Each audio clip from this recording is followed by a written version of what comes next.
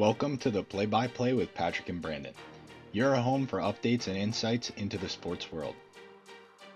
All right, everybody. Welcome back to the Play-by-Play. As always, I'm Patrick, and I'm here with Brandon. How are you doing today, Brandon?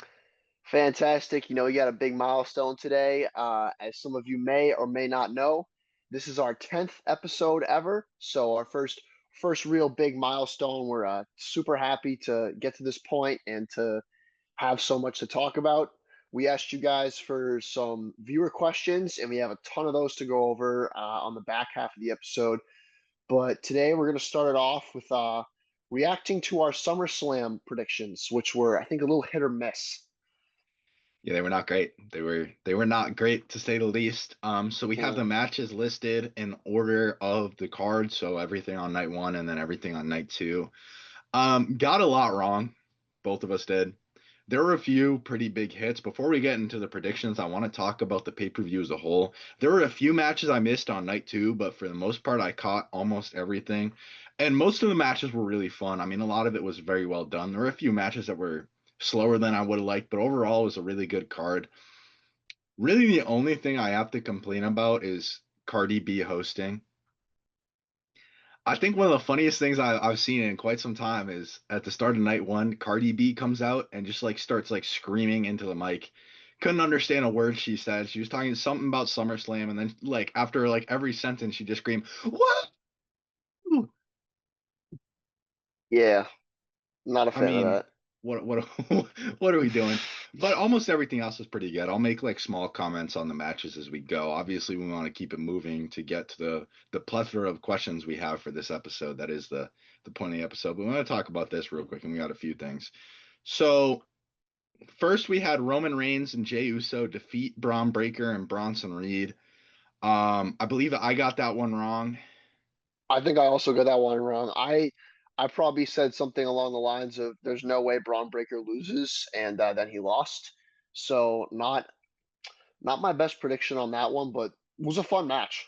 It was a very good match. It was a little slow at the start. I was a little concerned because you want your opener to be hot pretty quick, get people into the night. So when it started kind of slow, I was pretty scared. But Roman Reigns matches usually are a slow burn. I know we've talked about Yeah. that before. So is that the way you want an opener to be? Not really. But they got to the fun stuff eventually and ended up being pretty good. Overall, yeah, fun match. I guess I just thought that in the position Braun Breaker and Bronson Reed were in, I just kind of couldn't see them losing. I feel like they needed a win a lot more than Roman Reigns and Jey Uso did. So kind of an interesting choice, but supposedly Roman Reigns is taking another break. So I guess you don't want him disappearing on a loss. Okay. Okay. The next match we had, another tag team match. Alexa Bliss and Charlotte Flair defeated Raquel Rodriguez and Roxanne Perez to win the women's tag team titles. Now, this match itself was a lot more fun than Reigns and Uso versus Breaker and Reed. I thought it was a lot faster, and there was some pretty great pace in the ring between Charlotte Flair, Alexa Bliss, and Roxanne Perez. And then Raquel just pulled off some very impressive powerhouse moves. She also looked good in the ring. So overall, just a really fun match. Another prediction that we got wrong though. I believe we both called the Judgment Day on this one. I just kind of didn't see the Judgment Day losing the titles in the middle of the story they're in. And I thought they would break up, Alexa Bliss and Charlotte Flair to kind of do their own thing. Because, I mean, the tag team is great, don't get me wrong. But when you have two of the biggest stars in like the history of women's wrestling, how long do you want them in the tag division? It does seem to be working very well, though. I know when Charlotte Flair like returned and won the Royal Rumble, opinions on her were very mixed, and I've really only heard positive things since she's teamed up with Alexa Bliss. So that's good for her. Fun match overall. The next match was Sami Zayn defeating Karrion Kross. Fun match. I why Yeah, why what and when I say why, it's not just why did Sami Zayn win. It's why does Sami Zayn always win yet bill himself as an underdog? We talked about this last exactly. episode. Exactly. I don't get it. I don't get his character. I don't get the hype. And I thought Karrion Kross really needed to win. So it's like, why is Sami Zayn winning again? But oh well. I don't book the matches. Yeah, I guess I'll rant on this for a minute. Sami Zayn, I'm sure he's a great guy, but I don't know what he has on Triple H. I mean, there's so many matches in like the string of the last couple of years that he either just shouldn't have been in or he shouldn't have won. Don't get me wrong, he does great work. I mean, his bits with the Bloodline a couple of years ago, he main evented night one of a WrestleMania a couple of years ago. Incredible work rate. And the underdog character did work for a while. But at this point, it's like you had Roman Reigns dead on the floor. It just didn't work out because of interference. You've beaten Gunther. You've beaten how many guys, and you still label yourself as this like scrappy underdog. That character just really doesn't make sense to me. And what frustrates me with Sami Zayn is how many spots he's taken. I mean, you look at this match, Karrion Kross deserved to win this. You talk about people in the WWE getting pushes because of merch sales and internet clips going viral, this and that. Like that's why I think Jey Uso got his push. I mean, obviously Jey Uso has been a super long tenured, hardworking guy, but he got his push because of the Yeet T-shirt sales.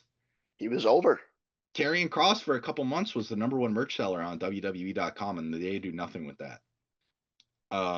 No mid card belt, no nothing. Losing to Sami Zayn at SummerSlam, ending this feud. Seems like a really horrible decision to me, especially because we're in a spot now where Karrion Kross's contract expires this weekend. As of now, it's Saturday. I think it expires either tonight or tomorrow. And there's been no word on if he's re signed or not. So you have this guy that was just very recently catching fire. You're potentially building up a new star, which the WWE has kind of struggled to do in the men's division. We'll talk more about that later. There's a viewer question that sort of touches on that, but it's been the same guys a lot. So to get like a newer, fresh face in there would have been great, and you just ruined that. And Sami Zayn has been a culprit of this a few times. You look at this where he buries Karrion Kross. You look at him beating Gunther, which I'm not talking about Gunther specifically, but if we go to how he got to Gunther, we had a great year-long story between Gunther and Chad Gable, where Chad Gable and Gunther put on a series of 3 matches on TV, including probably the greatest TV match I've ever seen. Chad Gable got a win over Gunther in his super long undefeated streak, but then Chad Gable ended up losing their rivalry. And so he, builds himself up as an actual underdog, a pretty unbelievable babyface at the time, to come back and finally beat Gunther. Looked like it was going to happen at WrestleMania. And then Sami Zayn beats Chad Gable. Why? Sami Zayn had no story with Gunther. So it's just been a couple times stuff like this has happened with Sami Zayn. And while I don't love the character, I think that's what makes it even more frustrating. I don't want to linger too much on that, too much on the negativity, but yeah, that was a horrible choice in my opinion. Moving on, we had Tiffany Stratton retain the WWE Women's Championship against Jade Cargill. It's another one I think we both got incorrect. Um, Overall, a really fun match. The pacing was really good. There were some great spots in there. Two pretty solid performers. Jade Cargill has really improved a lot since she's gotten to the WWE. I expected Jade Cargill to win here. I mean, to me, it was just an idea of who else does Tiffany Stratton have to beat? She's already beat so many established stars, and it really seemed like Jade Cargill's time. Coming off a rivalry where she just beat Naomi, who's now the women's world champion over on Raw. So this one was kind of shocking to me. I'm not upset with the decision. If they find another good direction for Tiffany Stratton to go in, but we'll see what happens. Did you have any thoughts on that one, Brandon? Not particularly, but I'll tell you what I do have thoughts on. The very next one, Drew McIntyre and Logan Paul defeating Randy Orton and everyone's favorite WWE superstar, Jelly Roll. Uh, did not have that one correct. I don't think you had it either. Nope. I another word, another match that makes me say why. I get having celebrities in WWE. I think when it's done right, it can be really fun. But I think we talked about this last episode too. Is Jelly Roll a name that gets casual viewers to tune in to a WWE event? I don't know if he's that big. He was better than Travis Scott. I'll give him that. He actually took some solid bumps. He He had a couple of cool moves. I liked seeing him knock Logan Paul on his behind. That was entertaining, but not quite sure I get having Jelly Roll in SummerSlam. I'll tell you this, at least I agree. I think having Jelly Roll in there is kind of interesting when you have so many people in the WWE itself, so many wrestlers that are like struggling to find a spot right now. I mean, the roster's realistically the deepest it's ever been, and you're giving these spots up for free. What I will say is I commend Jelly Roll for actually losing. And he didn't just lose, he got absolutely like assassinated in that match. He did. Logan Paul put him through a couple tables. He took a claymore. He got beat to hell. So that really shocked me. I mean, you look at even like the best examples of celebrity wrestlers. Bad Bunny's wrestled a couple matches and hasn't lost. They were phenomenal matches, but he didn't lose. Stephen Amell came into the WWE for a fun match. He didn't lose.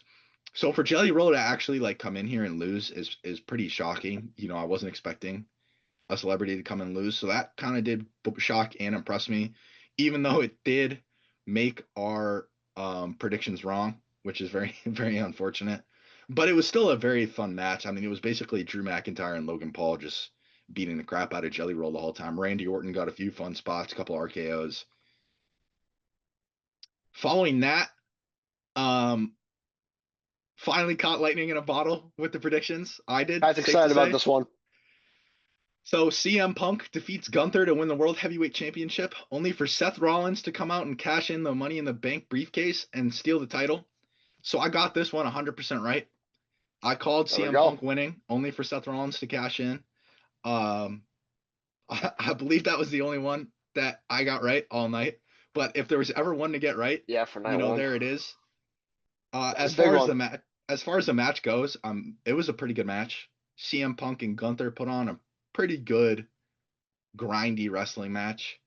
But like obviously the thing that sticks out is going to be the Money in the Bank cash in. Seth Rollins comes out, you hear the music. I'm getting super hyped. Love Seth Rollins, and then he comes out on crutches, and it's like, oh crap, he actually is hurt. So I thought he was just like putting CM Punk, putting the world on notice. And then he drops the crutches, sprints to the ring, beats CM Punk with the briefcase, stomps his head through the mat. 1, 2, 3, new world champion. It was great. It was great. That was a very well executed cash in. I was fortunate to catch that match, and as soon as I heard the burn it down, I was like, oh, here we go. It's happening. We actually got one right, guys. That was good. Well done. I like seeing Seth with a belt. I feel like if anyone like in the company deserves it, it's him. He's such a workhorse. Um, I that was the agree. final match for night one, right? Yeah. To touch on what you said a little bit, I think Seth Rollins, one, his work rate is higher than so many other people's that are in this main event spot. He just wrestles so much. He slowed down a little bit recently because of injuries, but he still wrestles all the time. He's taken a couple other guys with him in the faction. He fast tracked Bronson Reed and Braun Breaker. And Seth's character's just evolved so well for another title run. I mean, you look at his last title run, and he was like not a pure baby face, but he was very much a baby face. He had the whole crowd behind him. You know, wrestling twice a week, sometimes 3 times a week. He was doing it all. And then to sort of evolve into this character that's like fueled off like just hatred and spite. He won a title simply because he doesn't like CM Punk. Pretty funny to see. I'll be interested to see where he goes next. So that was exciting. It makes me look forward to the episodes of Raw in the coming future. But moving on to night two, another correct prediction. Naomi retains the Women's World Championship in a triple threat against Io Sky and Rhea Ripley. I unfortunately couldn't make it back in time to watch this match. By all accounts, I heard it was pretty great. I mean, I would expect nothing less from the three of them, to be honest. But also just like completely expected win. I believe it ended. Rhea Ripley hit Io Sky with an avalanche riptide and was about to pin her, and then Naomi rolled up Rhea Ripley. I was kind of surprised that Rhea Ripley took the pin. That's just not something you usually expect to see. But at the same time, Io Sky remains her undefeated streak against Rhea Ripley. So we'll see where they go with that because I know on the last episode of Raw they also brought that up again. So they're definitely building towards another match between Io Sky and Rhea Ripley. When it will happen, I don't know. Probably off in the future. I mean, that just kind of screams WrestleMania to me, but we'll see what happens. Following that, we had the ladder match. I actually did catch the ladder match. The ladder match was super exciting. That was Tons of awesome. tons of crazy spots. This one we also both got incorrect. I believe I predicted Street Profits and you predicted the Motor City Machine Guns. Yep. And it But was the that's a hard Wyatt one to Six. predict. There are six Yeah. teams.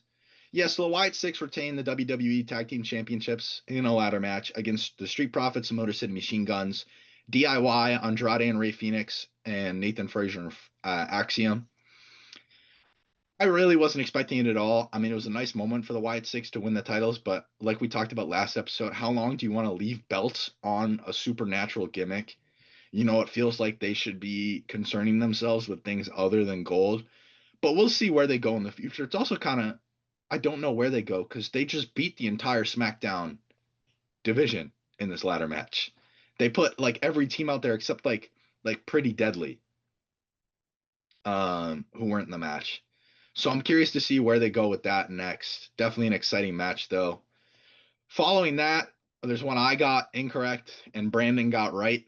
We had Becky Lynch retain the Women's Intercontinental Championship in a no disqualification match against Lyra Valkyria. Definitely a great match. What were you thinking, Brandon? Very entertaining. I was very happy to see Becky Lynch take the W in that. I know that there was sort of like a sentiment that maybe it would be a student surpasses the master situation and Lyra Valkyria gets the belt off Becky, but I still feel like that could come in the future. I thought it would have been a good time to do it, maybe at SummerSlam, but I don't know. Like I said before, I don't book the matches, so. Yeah, I don't know what's next for Lyra. I'm kind of hoping a main event push at this point. She did great work in the mid card, but I feel like it's time, that natural progressions hit. She's kind of proved that she can hang there in the ring. She's exceptional in the ring, and her mic skills have improved quite a bit since coming to the main roster. Um, as far as the match goes, Lyra really got beaten up. Her hands got zip tied. She was getting hit with all sorts of things, toolboxes, chairs. It was a crazy match, and because Lyra was taking so much punishment in the match, I thought they were building it up for her to win. I mean, that was the way I saw it going personally. Even during the matches, she was getting absolutely murdered. She brought it back pretty big time, only for Bayley to come out and end up socking her in the face, and then Becky Lynch gets the pin. So it really seems like a full-on Lyra versus Bayley feud is coming, or maybe Bayley feuds with Becky for the title now. It's sort of unclear where these three women are going next, but congratulations to Becky Lynch for retaining the title. We'll see where that goes. Definitely add some prestige to the very new Women's Intercontinental Championship to have a star of the caliber of Becky Lynch holding it. But we'll see what happens with those three in the future. I'm looking forward to what happens. It's been an interesting story so far. Following that, we had Solo Sikoa retain the United States Championship in a steel cage match against Jacob Fatu. Now, Brandon, I got this one right, and you didn't. So I believe this is your opportunity to address the community who you so vehemently told that Solo Sikoa was going to die. Solo Sikoa is lucky that one of his bloodline goons interfered with the match and helped him escape. That was a load of baloney. This match has not changed my opinion on Solo Sikoa whatsoever. He is probably the luckiest guy in the entire roster that, for I believe a moment in that match, they had Fatu literally like handcuffed to the cage to stop him from getting to Solo Sikoa. That's how afraid of Fatu they were. Yeah, he just So ripped himself out of the handcuffs too. That was he's actually that like strong. crazy impressive. He's I don't that know, strong. like He's I a don't know. dog. Uh, my guess is they worked the handcuffs a little bit, like saw it into the Yeah. chain a little bit, but still, like you see that in the moments, like dang, that was really impressive.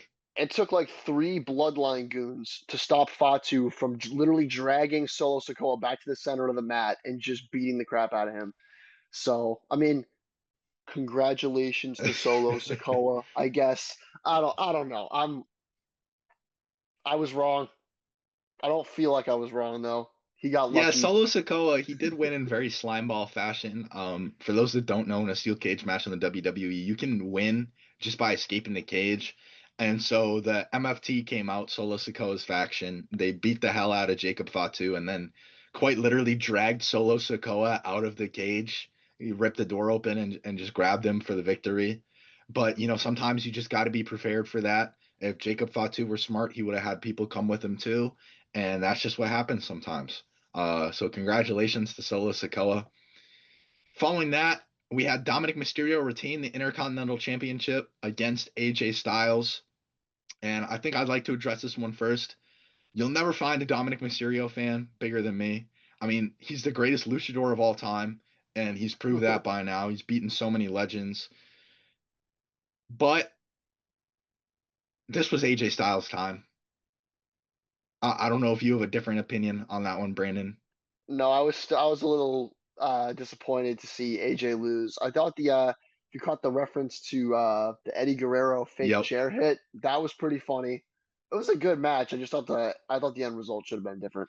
Yeah, I believe this was the 20th anniversary or this SummerSlam, not the exact date, but the pay-per-view. It was the 20th anniversary of Eddie Guerrero versus Rey Mysterio in the custody for Dominic Mysterio ladder match. So there were a lot of shades of Eddie in this match from both AJ and Dom. They put on a very nice tribute. Rest in peace, Eddie Guerrero, absolute legend. Even at the end, Dominic Mysterio, I believe Eddie did it against Kurt Angle. Dominic Mysterio won by slipping out of his boot. So overall, incredible match. I'm just curious to see what they do with AJ Styles because AJ Styles really is getting up there and he deserves something at this point for how much work he's put in with little to no reward recently. I'd be curious to see if like maybe he wins the TNA World Championship next with WWE's newfound partnership with TNA. And AJ Styles is probably the biggest legend in the history of TNA before he made his way to WWE. But we need to see some gold around the waist of AJ Styles very soon. I am happy that Dominic Mysterio retained in a sense, I guess. I feel like Dominic Mysterio has more story to tell with the Intercontinental Championship.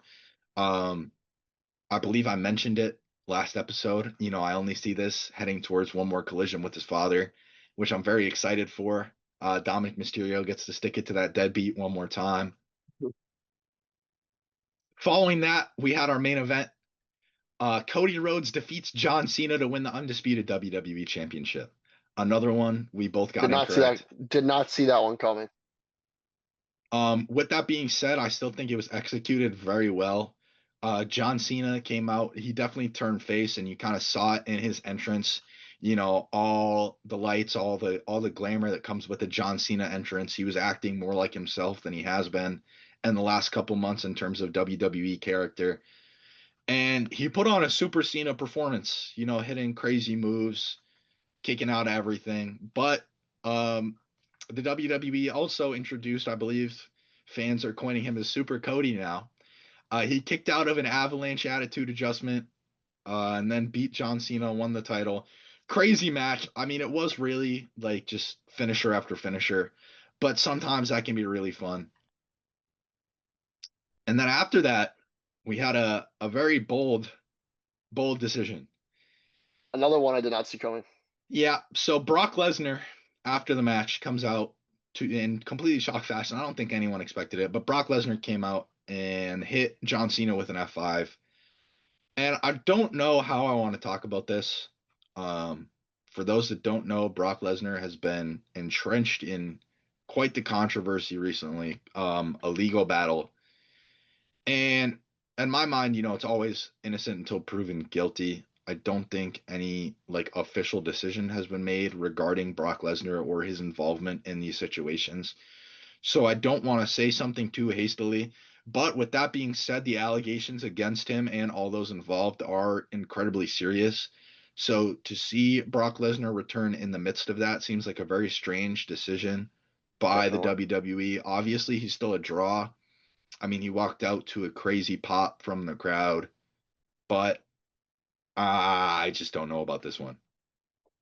Yeah, I considering all the controversy around him, I don't think it was the best decision to have him come out because you know, can't predict the future. If things do go south, if they find him guilty or of whatnot, it was all for nothing, and then that's also a really bad look for the company. So we'll definitely have to keep an eye on it going forward. Yes. And like one thing that really interested me that I think kind of, shows the levity of this situation is that when Triple H was asked about the return of Brock Lesnar, he said that John Cena asked for him personally. And then we get to John Cena and they ask John Cena, "Oh, so you asked for Brock Lesnar?" And John Cena says, "No, I just take whoever they give me." So both of probably the two, maybe the two most important people in the Brock Lesnar decision, both deny involvement in making the return happen.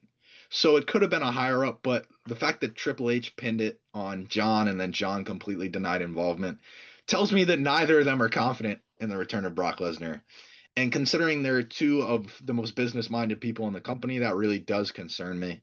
But I guess that's all I want to say for now. Again, I don't want to comment on the situation because Brock Lesnar has not been proven guilty yet. It does look really bad for him right now, but there's always a chance. Following that, we got some baseball to talk about. I just want to touch on this really quickly.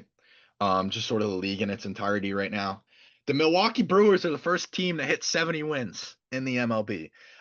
They achieved their 70th win in a 5-4 win over the Braves. Um, we saw a two-run effort from Blake Perkins in that game. It was a great game. I think I've said it a few times now, almost every time we've talked about baseball, but the Milwaukee Brewers are the hottest team in baseball at this point. Um, the strongest teams in the American League pre All-Star break would have been the Astros, the Blue Jays, the Yankees, and the Tigers. They're all facing ruts. And you can look at their last 10 games and you see them 4-6, 5-5, 3-7. So they're all slowing down at a really bad time. And again, there is plenty of time to turn it around. The playoffs don't start till October, but that window is closing. And then in the National League with the Brewers, we see the Dodgers and the Phillies are also slowing down. The Padres are 8-2 in their last 10. They're heating up at a pretty perfect time, but it's not quite the same as the Brewers winning 11 of their last 12, might even be 12 of their last 13 now after their series win over the Braves. So the Brewers are looking incredible. We have another team in the American League that I'm sure you're Oh excited about, yeah, Brandon. oh yeah. So first of all, I'd like to preface this by saying, "Duh, Yankees lose." The Yankees are skidding, and I'm very happy to see it. All those pinstripe wearing buttholes can deal with Red October.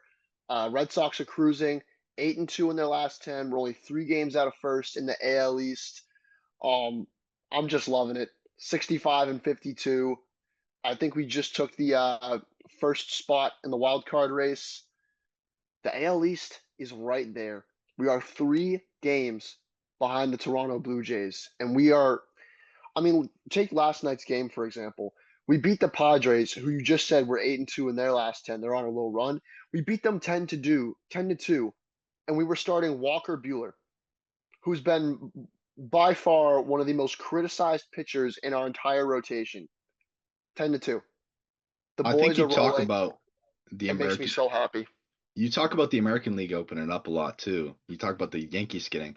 I mentioned it before, but the Blue Jays are also skidding pretty horribly. I believe they're 5-5 in their last 10, so definitely slowing down at the wrong time, sort of leaving the door wide open for the Red Sox. But a majority of the MLB is slowing down right now. And it's very interesting to see. You're seeing a couple teams heat up at the right time. So I think now is the perfect time. Brandon, I'm going to ask you first. With the playoffs about a month and a half away, what's your World Series prediction? Oh, I think for this podcast especially, Red Sox versus Brewers would feed families. If you had asked me maybe a month ago, I would not have said I probably wouldn't have had the Red Sox with any legitimate chance to get out of there. If the Blue Jays continue to skid, I think we can. I think we could beat the Astros if we've beaten them multiple times this season. I think if we're playing our best ball, we could. We can beat the Yankees. There's the only team I think in the AL that probably would beat us is the Blue Jays. But if they're on the downward trend and we're going up, they play the games for a reason. I would not be surprised if the Red Sox continue this hot streak into the playoffs. I think they can beat anyone. As far as the National League, like obviously you have the Dodgers are loaded with talent, but they're not playing as good. They've been dealing with injuries, stuff like that. Brewers are looking good. Could it be that year? I don't know. Yeah, I think we're gonna have to make it a play-by-play official prediction. Red Sox versus Brewers. So you Heck heard it yeah. here. It could be horribly wrong. It is still a little bit early to be making a decision like that, but you see teams heating up at the not the wrong time, excuse me, at the right time heading into the playoffs, and just so many other teams are slowing down after the trade deadline, which is very interesting. You saw the Jays, you saw the Yankees make a lot of trades. Could that be why they're slowing down a little bit? Yes, I'm sure their teams need to adjust to playing with each other a little bit coming off the trade deadline. So they could turn things around pretty quickly heading into the playoffs. There is still time. But when you talk about teams right now, the Red Sox are heating up at the right time. The Brewers are heating up at the right time. The National League still definitely does have a lot of firepower. I mean, you talk about that incredible Dodgers team. The Padres are heating up at the right time. But the Brewers have one thing that, say, a Dodgers doesn't, and that's the power of friendship. And I see that taking them to the World Series this time. Definitely exciting. And I think just a great look for the podcast, considering we've really been highlighting two baseball teams more so than any others in the MLB. And so, you know, I mean, we'll strike the iron while it's hot. We were striking it while it's not hot. So why wouldn't we? Um, but so I think that's kind of the state of the MLB right now. There's nothing else super crazy going on. There are a few things we'll talk about a little further down the line. Actually, I believe it's our first question, but we're going to get into the special Q&A. I believe we got just over 20 questions, 20 usable questions. We got a lot of questions that I just don't think we can answer here. But we got a lot of really great questions. We got a majority of them are sports questions, which I think is good because this is a sports podcast. But we got a few fun non-sports related questions that we'll answer at the end. I did separate them. We're going to do sports first and then non-sports because it is a sports podcast. So, we'll cater to the sports fans first. So up first, the first question we got, I believe we got this even before we announced the Q&A, like right after last episode. From Andrew L. in Milwaukee, Wisconsin, what are your thoughts on the Aaron Savale Andrew Vaughn trade? So this really seems like a win for the Milwaukee Brewers to me. I mean, the White Sox, excuse me, are really facing a relevancy, so it's hard to comment on what this trade did for them. But in terms of Milwaukee, they had no need for pitchers, so it worked out well for them. They got one of the most prolific hitters in the MLB right now. Um, Aaron Savale gets to keep starting. I mean, it's for the White Sox, but he wanted to start. He gets to start. His ERA since going to the White Sox is 3.5, which is not bad at all. I believe in games he's started in, last time I checked, he was 500, like 2-2 in games he started. Not horrible considering they're the White No. Sox. Um, Yeah.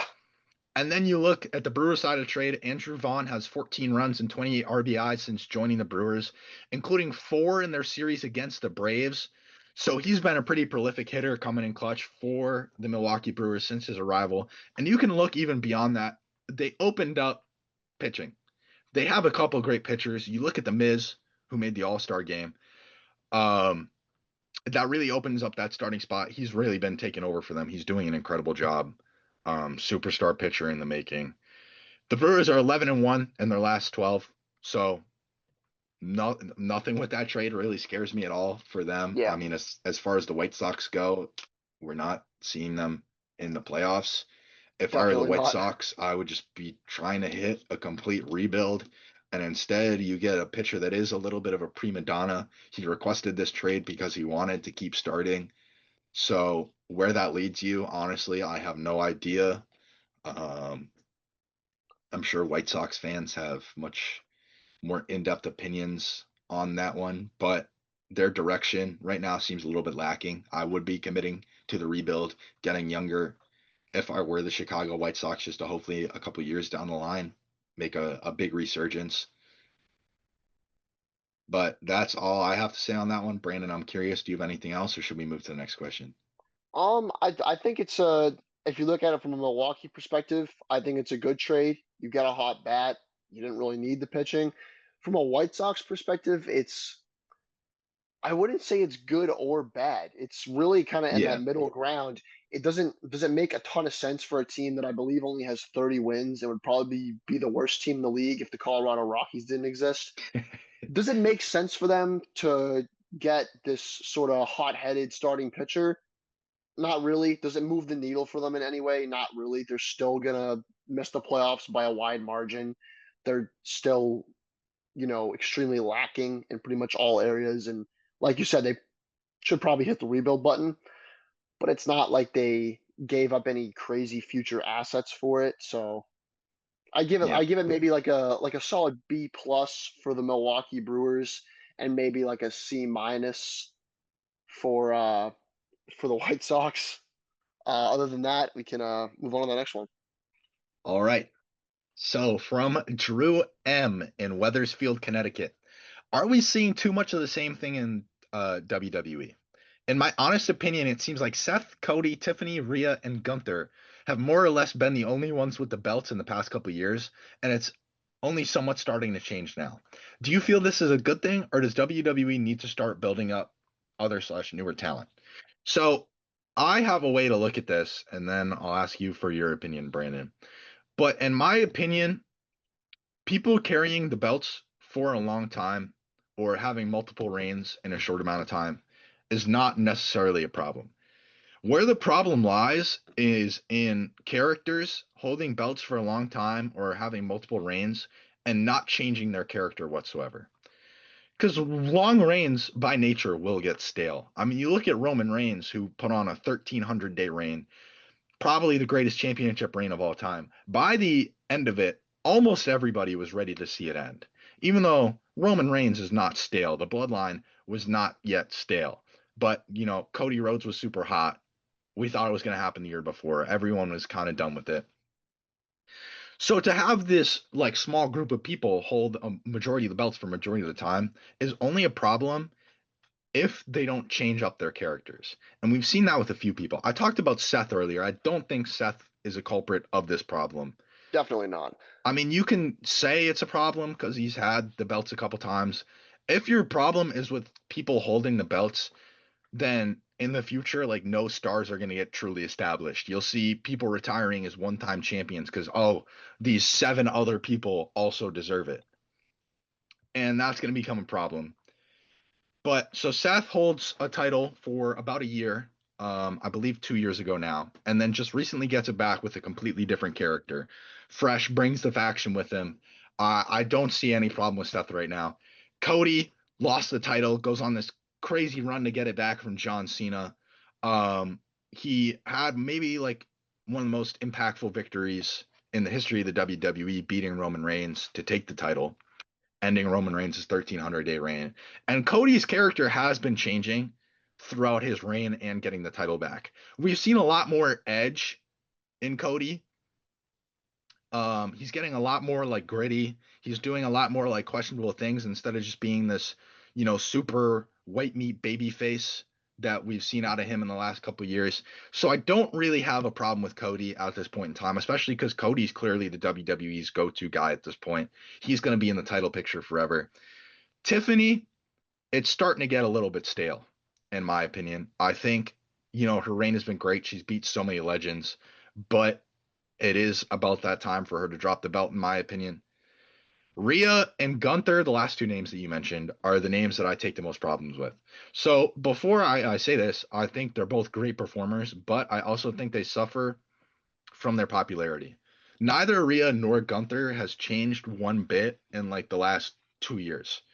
Rhea went from heel to full on face, but since then she hasn't really changed at all, and she's remained constantly in the title picture. I don't think she's had one feud in the last 2 years not involving the belt. Now, Rhea Ripley probably is the biggest star in the women's division. That's true. But I believe there is some serious value in a side quest. Like Cody Rhodes on his way to the belt went and like tagged with Jey Uso or just did this and that. And I think that's the way when you're like the clear star, That's what you need to do to give other people the chance to breathe. And Rhea Ripley's just been involved in the title scene the entire time. You know, title feud, title feud, title feud, title feud, even if she's not winning. So that is an issue, I think. She is the division's clear star. So I think there's no getting around that. The name you mentioned that I have the biggest problem with is Gunther. I'd have to Gunther agree with that one. is That's so boring at this point. And it's suffering from success because he had this great character during his Intercontinental Championship run. But what's happened is his character hasn't changed at all. And you can blame it on booking. Oh, he just doesn't have enough matches. He just doesn't have enough feuds. When you haven't changed once in 3 years, that's not just on the booking. So now that Gunther's like finally lost the belt, I really hope he takes some serious time away to just find, a couple crazy feuds to get into to really like, show his chops and evolve a little bit. Because for the last couple of years, Gunther's just been the guy who's, oh, I'm better than you. You don't deserve to be in the ring with me. That's been his entire character in every single feud he's had. So it's time for a little bit of evolution. But in conclusion, before I pass you over the microphone, Brandon, the rundown is I have no problem with people holding titles a lot. I have problems when people hold titles a lot and don't change their character at all, because that's when it gets super stale. Yeah, I think that's a pretty good summary of the issue there. It's like you can hold a belt and still be dynamic, still be changing, still be putting on entertaining matches and, entertaining new storylines. When there's no change in your character, and even with Gunther, like I feel like almost all of his matches have started to get like, oh, Gunther's tough, he hits hard, but like there's just a lack of change, a lack of freshness that I think it becomes a problem. Up next, we have a I question think from Chris. I think real quick, I'm gonna circle back before you get to the Buddy question from hates Gun. Chris. Buddy hates Gunther. It's not even Gunther. It's just like another perfect example because you talk about all these people that have been in the title picture and you bring up these names in particular, right? There's another name that's been in the title picture that you like consistently that you did not bring up, and I think that's a perfect example. This person is a perfect example of why being in the title picture a lot isn't necessarily a bad thing. So I'm gonna take a second to praise Io Sky, who won her first world championship, I believe, at WrestleMania 40. Or no, sorry, not at WrestleMania 40. Won it before WrestleMania 40 off a cash in and holds it as a chicken shit heel in a faction through WrestleMania 40. Loses to Bailey, has a little bit of time off, completely changes into a baby face that, you know, has almost the entire WWE universe behind her, and then comes back and wins the belt again off of Rhea Ripley. So she's had it twice in 2 years, and I don't think anybody's had a problem with that. And that's just another example of how it's not the person, it's the character. Like you can say other people deserve a push. I'm sure other people do. But again, how hard is it to like establish legends if people are only getting one reign in the span of 5 years? But I apologize for interrupting you, Brandon. Up next, we have a question from Chris in America's hometown. For those unfamiliar, he's referencing Plymouth, Massachusetts, home of the world famous Plymouth Rock. Um, he's asking, will any Patriots player be fantasy relevant this year? Let's say in a 12-man league. First up, I don't know if we want to call defenses relevant, but having the Patriots defense probably wouldn't be a bad idea. Christian Barmore's back. Gonzo. We signed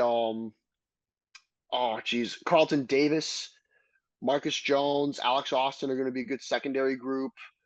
I think the Patriots defense is going to be started in a lot of fantasy leagues. Um, Over the offensive side of the ball, Ramondre Stevenson, I think his like maybe like a flex option. I don't really know what the Patriots are going to do with their running back room, considering it's kind of loaded. You have So, Ramondre Stevenson, you have Trayvon yeah. Henderson, the rookie draft pick. You still have Antonio Gibson, who's been doing some solid work as like a change of pace back.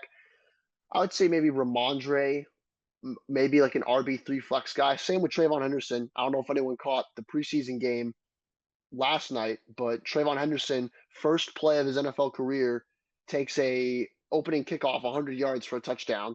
He's going to be wicked fast. He's going to be good. I don't know. What are your thoughts on the running back room? I believe going into the season, Ramondre has been named as the guy. And while I wouldn't be picking Ramondre early in a fantasy draft, I mean, he No. did have kind of a down year last year, lots of issues with fumbles. But, coming off the waiver wire for a game or two, or even just holding him in the back pocket on a bench is definitely not a bad idea. And I think that's kind of where a lot of Patriots players this year are going to sit, on the bench in the back pocket. Maybe you'll see them coming out a couple times. Drake May is another one that, having him in the back pocket as a QB2, not a bad idea. Picking him up off waivers for a game or two, depending on who we're playing. It's just gonna If have your to be starter's on bye, if your starter's on bye, you need to exactly. start. You need to start Drake May just for the culture, just because you love him. That's definitely an option. So, just a couple guys to look at to have in the back pocket. I think, like you said, the defense is going to be very important. Um, when I play fantasy, I'm the kind of person that changes the defense pretty constantly. It's just looking at matchups. I'm pretty big on waivers or free agency pickups for defense. But you could definitely see them get a lot of playtime this year. The one guy that I think has potential to be a regular starter is Stephon Diggs. I'm not sure where he's going to fit into the offense. I know through the first like week or so of training camp, they've been saying that Pop Douglas is the favorite target of Drake May so far. So Diggs, I think he has higher upside. I think if he meshes with the offense well and they get him involved, you could see him as like a wide receiver two, wide receiver three option. Pop Douglas, I think he's like a wide receiver three, flex or bench option. He's the type of guy that'll be really good in a PPR league because he catches a lot of passes for short yardage. He's kind of a slot guy, but not someone you want to be relying on to put up 15, 20 points a game. Uh, Not much else on that front. If you're trying to start Kayshawn Booty in a fantasy league, you're out of your mind. I don't think Jalen Polk and Javon Baker are going to get drafted in any fantasy leagues this year unless you're in a 30-man league, in which case I say good luck. Uh, Maybe Efton Chisholm. Just gonna throw that name out there in case he becomes like the next Julian Edelman. He had a touchdown reception last night in the preseason game, and like people are just saying, "Oh my God, he broke Cooper Cup's record when he was in college." So you heard it here now. Efton Chisholm could be that guy. We don't know yet though. Yeah.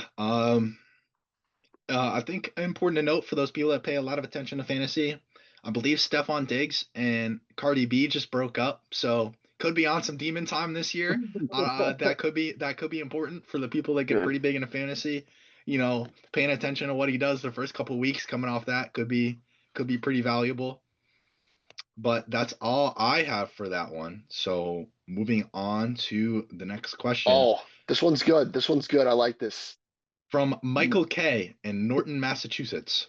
What's your view on the futures of the Cleveland Browns QB room, given they now have six of them and at least two to three could be expected to start, and two of them being rookie draft picks? So, in my mind, I mean, just looking at it at a glance, Deshaun is injured. Shador is starting the first preseason game, and then other roster spots include, the man, the myth, the legend, one of the greatest QBs of all time, Joe Flacco, He's elite. uh, Kenny Pickett, Tyler Huntley, and the rookie Dylan Gabriel. So, in my honest opinion, we probably see at least one person get cut or traded We're seeing before the three of start of the these season. guys. Three of these guys are going to be gone. There's no way they carry more than three quarterbacks. You think so? Yeah, it doesn't make sense. And a lot of these guys, I feel like they fulfill the same roles. If you're going to keep a young guy on the team and maybe develop him, you're probably going to keep Shadur. They drafted Dylan Gabriel higher than him, but I feel like Shadur has more upside. So I don't think Dylan Gabriel's going to make it onto the 53-man roster. And then between Joe Flacco, Kenny Pickett, and Tyler Huntley, these guys have now been in the league for a while. Joe Flacco's been in the league like He's forever. old as dirt, plain and But if you're simple. looking for a veteran to like, teach the young guys, maybe spot start a little bit, Tyler Huntley and Kenny Pickett, you already know what these guys are. At their best, they were not good enough to tie Joe Flacco's cleats. Flacco is a Super Bowl MVP. He's been in the league for like what feels like forever. I think if you're looking at this QB room right now and trying to predict what it's going to be when the 53-man roster is finalized, I think it's going to be Joe Flacco, Shadur, and maybe they have to keep Deshaun Watson. Like they're paying I him could so much money. personally, because of the injury on Deshaun Watson, I could see them keeping both rookies. I mean, I think you look at rookie contracts in the NFL and they're a lot smaller.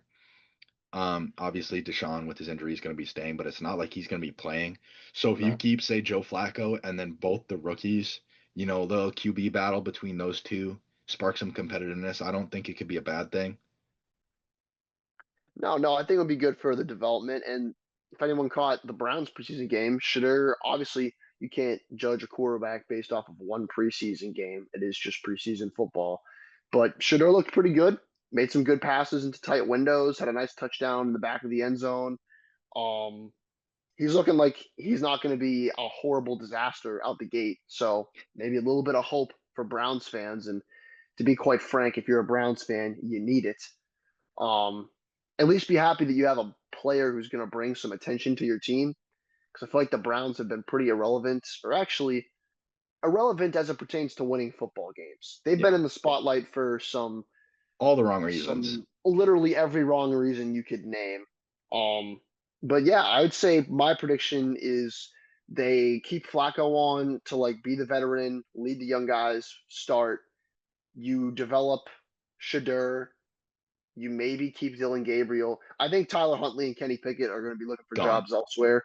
It doesn't make a whole lot of sense to carry like three veteran quarterbacks, and Tyler Huntley's been a backup his entire career. Kenny Pickett, I think, has now shown that he's not going to be much more than a high end backup or like spot starter.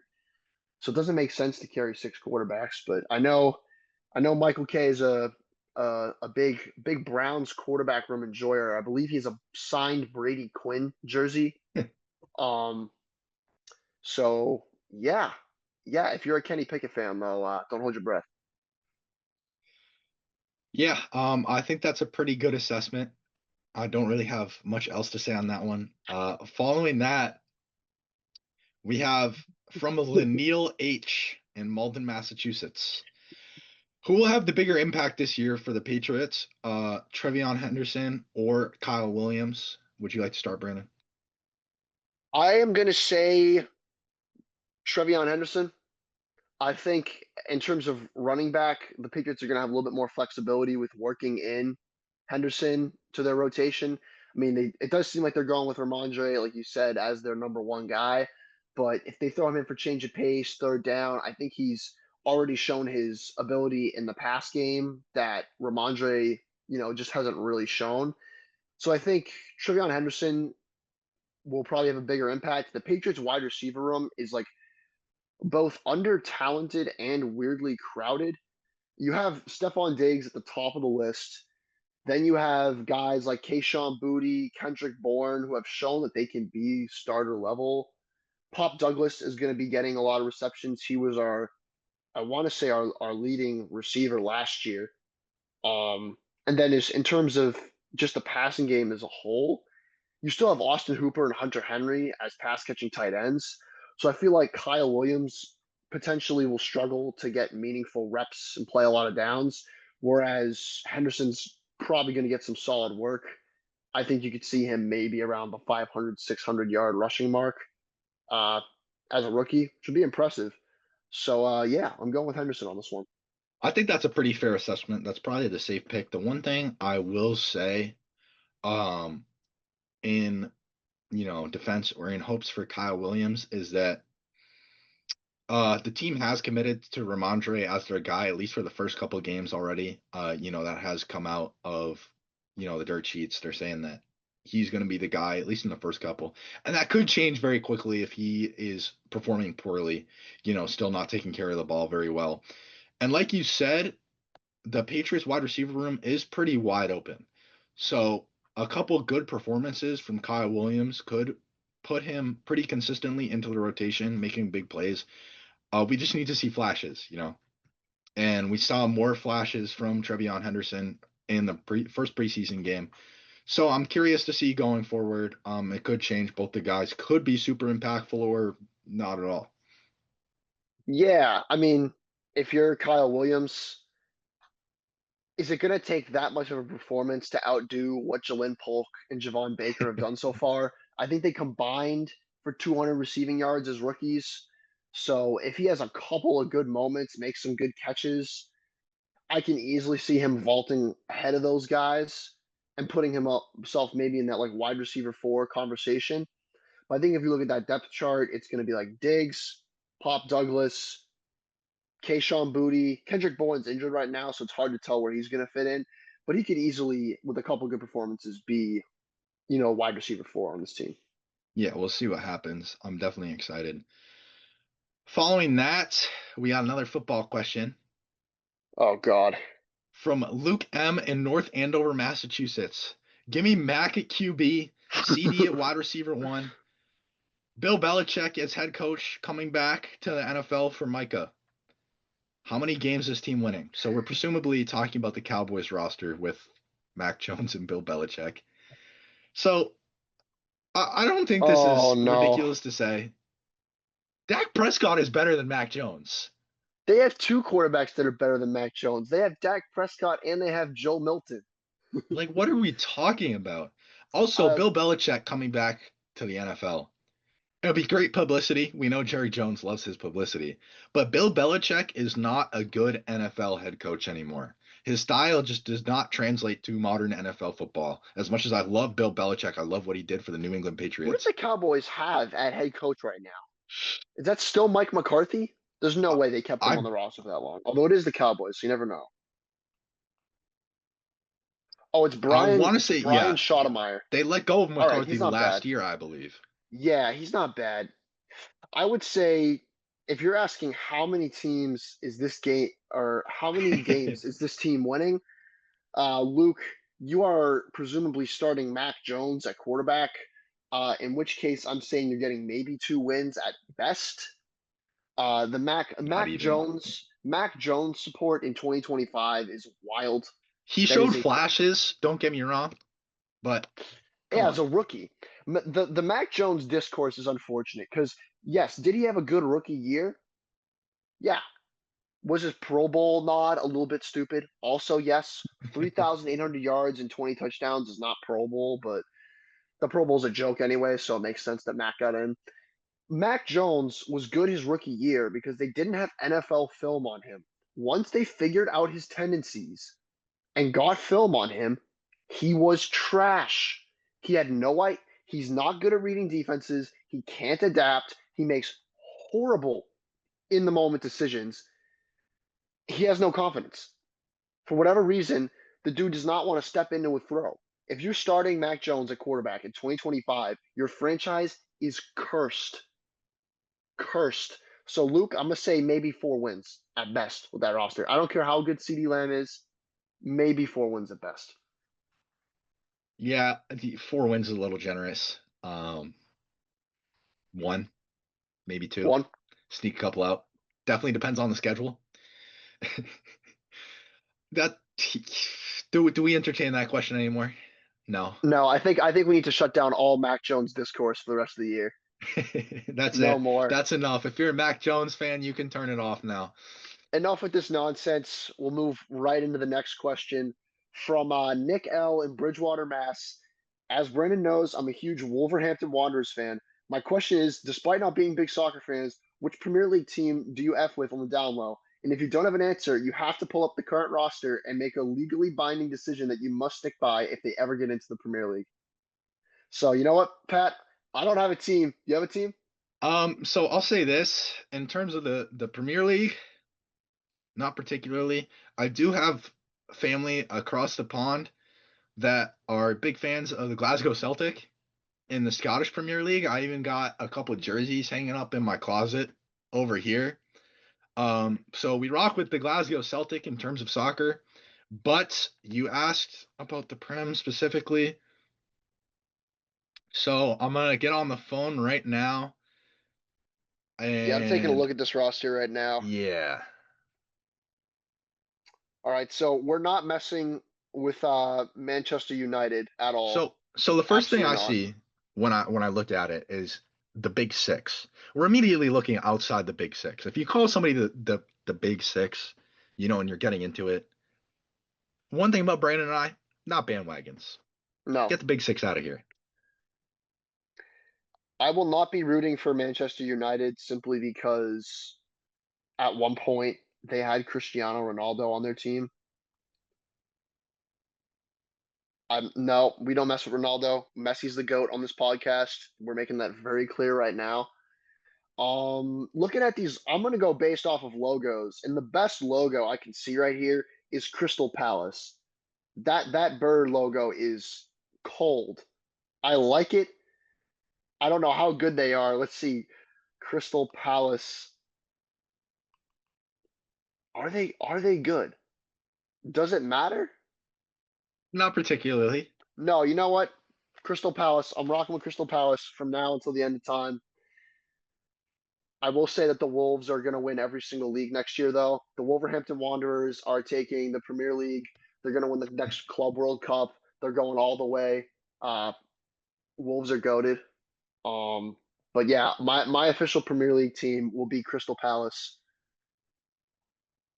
What are you rocking with? Um, I'm taking a look, and honestly, hmm,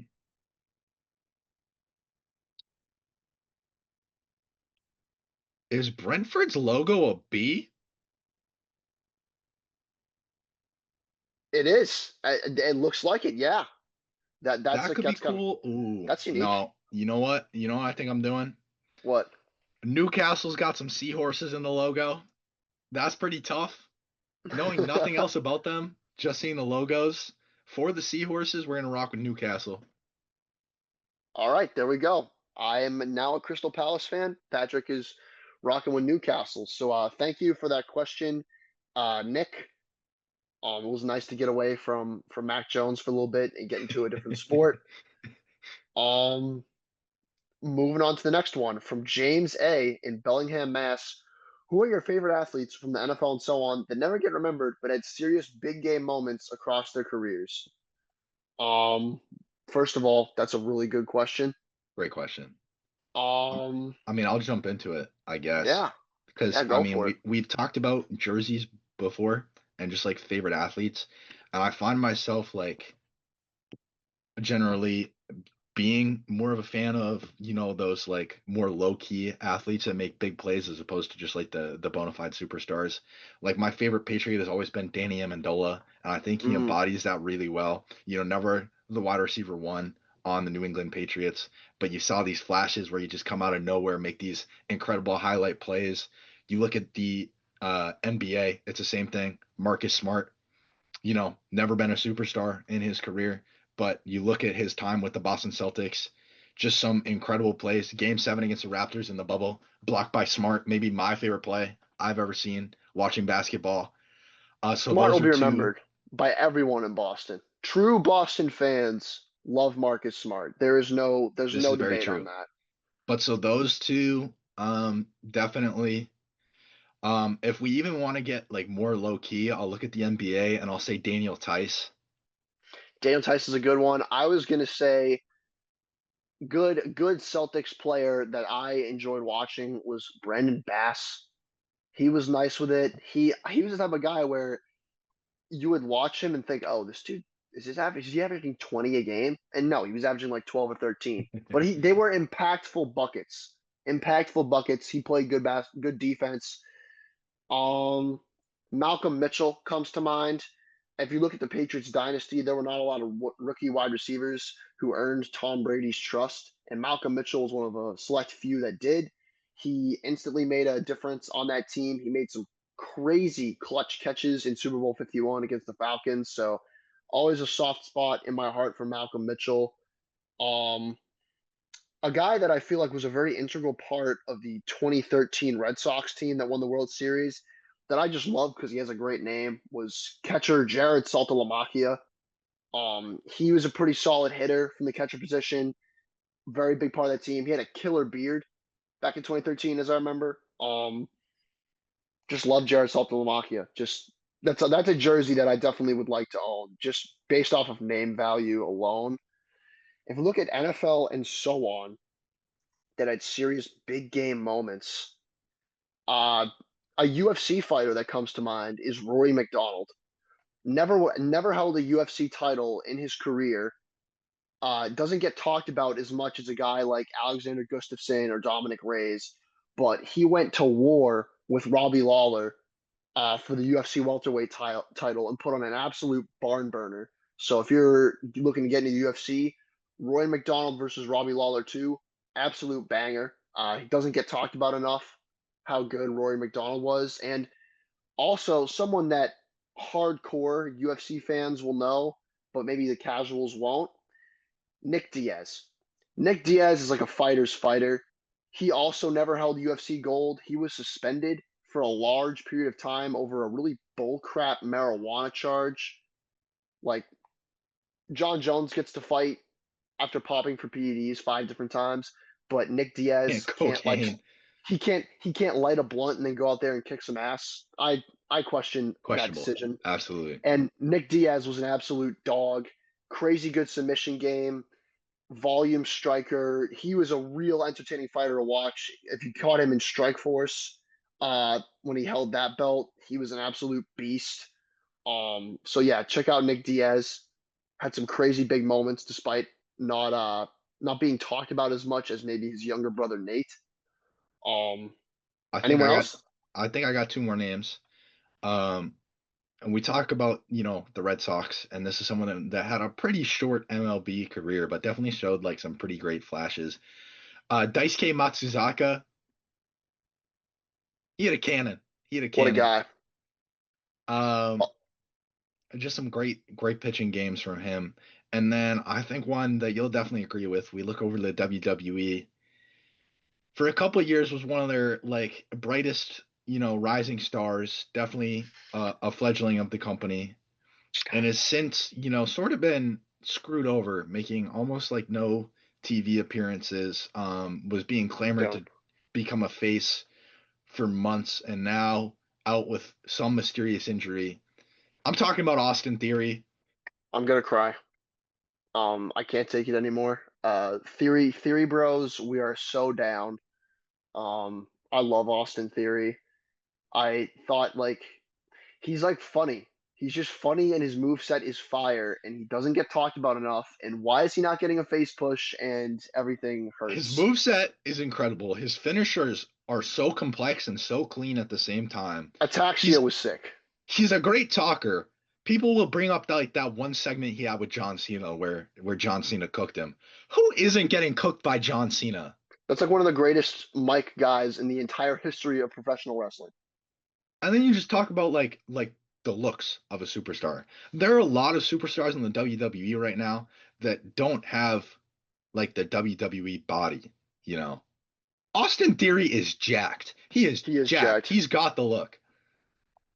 But I think those are the last two that I want to bring up. That was a great question, from James A.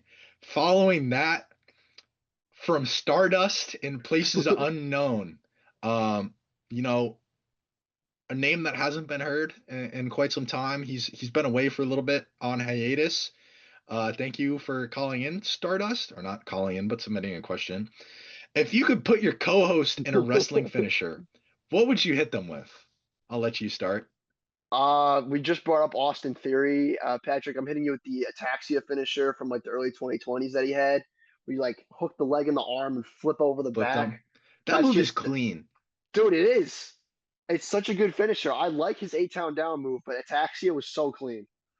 He pulls it out like every once in a while, and you'll see it, and it's just like, dang, because it's so smooth for how It hard it is. looks too. Um, I know what this is going to be. I know what yeah, you're going to say. people that know Brandon and I know that there's only one answer to this. So Brandon and I are in a match. You know what I'm saying? 50 minutes, absolute war. We're both tired, and then boom, Brandon's ankle gets picked, wrench, tap out, victory. I never will escape this. Not in my whole life. I'm getting ankle locked in a Yep. WWE match, and it's just He's I not ready for fair the ankle play. lock. His ankle's not prepared. I guess not. I could have seen that one coming from a mile away. Look, I've watched my film. I've studied Brandon. That's what I'm going with. Yep. Not much to say on that one. My basketball career. is on still on hiatus due to my ankle. So if I get put in an ankle lock, I am unfortunately gonna have to tap. Just make a business decision. So I think like this also just kind of proves that like when we have our wrestling match, Main event um WrestleMania. we'll have to set some sort of goal before we actually do a wrestling match, line down the line. Yeah, This is our first milestone, episode 10. Um I don't know. We'll talk about that later. But when we yeah. do have our ill-fated wrestling match, it's become mildly apparent. Brandon's coming out as the face, I'm coming out as the heel, and your ankle's getting destroyed. Your ankle is getting destroyed. It's I over. It's I so I am over. not above working somebody's injury. Oh God, it's brutal. So following that from Phil Brooks in Chicago. So apparently, CM Punk also watches in his off time. Very interesting. Nice. Thank you for calling in, Mr. Punk. You and your co-host in a tag team match. Who's your dream opponent, and how would you win gold? So after our absolute barn burner, we're now a tag team. Mm. Who are we fighting? It says dream, so I'd assume that means it doesn't have to be a current tag team. Anybody all time.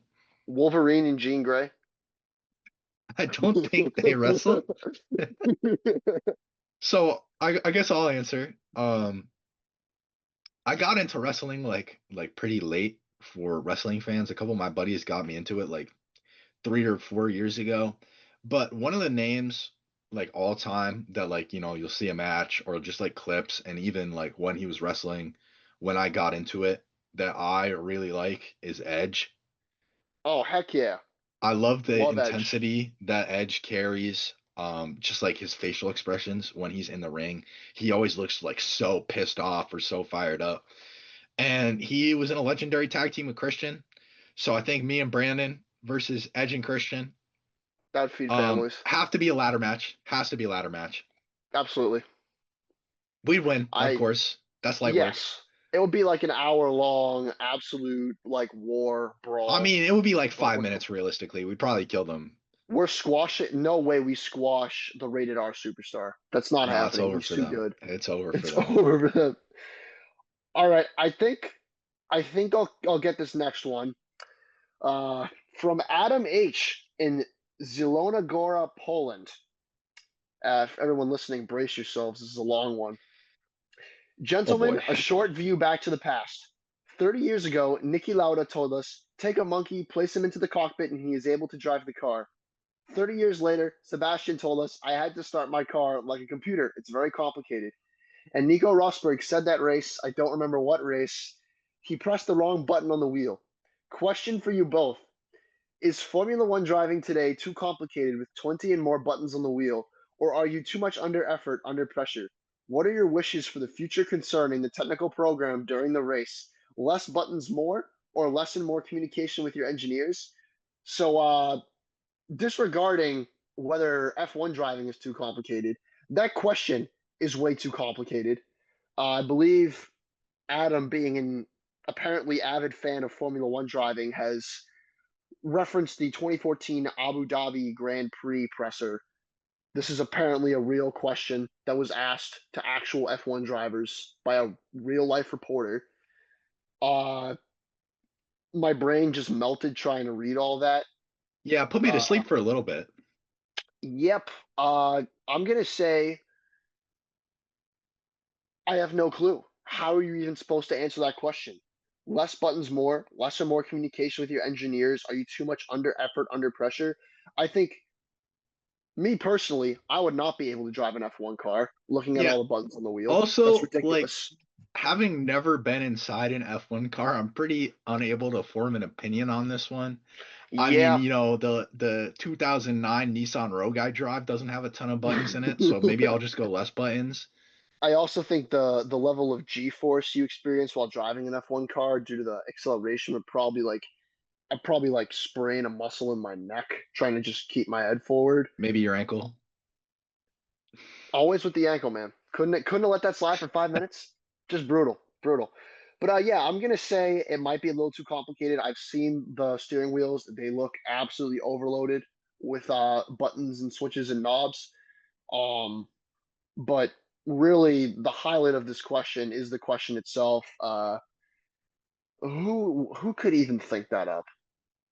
Who would genuinely form that as a coherent Yeah, thought? it's a Not crazy me. question. Pat, handle the next one. My brain is literally fried. From Drew M in Bellingham, Massachusetts. Thoughts on WWE putting ads on the mat, commercials and sponsors every 5 minutes? More celebrities in ring than more celebrities in ring than wrestlers, excuse me. And now ESPN making it cost over $1,000 a year to watch WWE across all platforms. Um, I guess we'll start at the top. I don't love the ads on the mat, but I don't think they detract too much. Like at the end of the day, No. you can still watch the wrestling completely fine. I think it'll go too far once they start putting ads on ring gear. Like that's a step too far because that's going to detract from the character.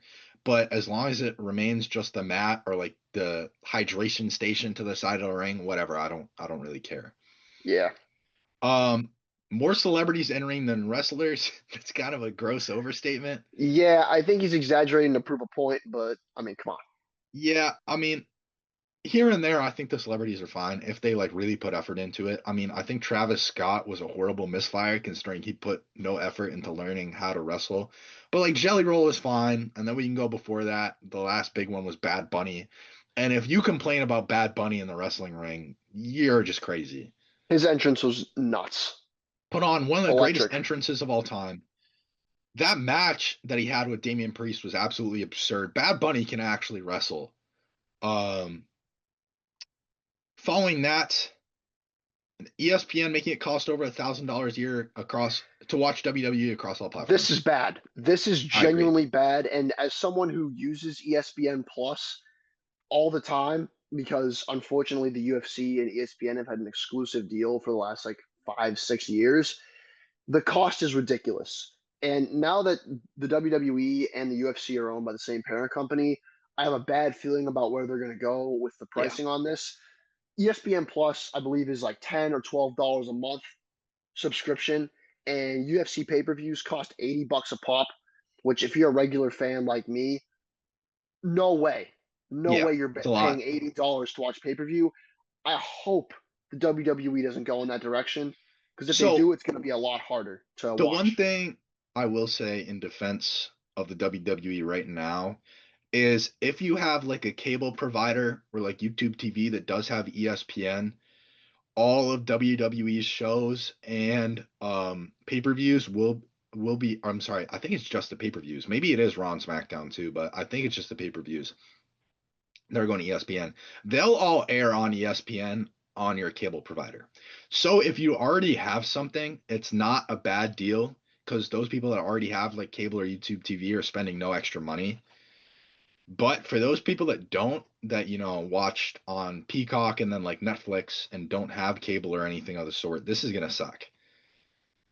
It's definitely an interesting decision. I think they're starting to push the boundaries of how far they can go in terms of just money grubbing.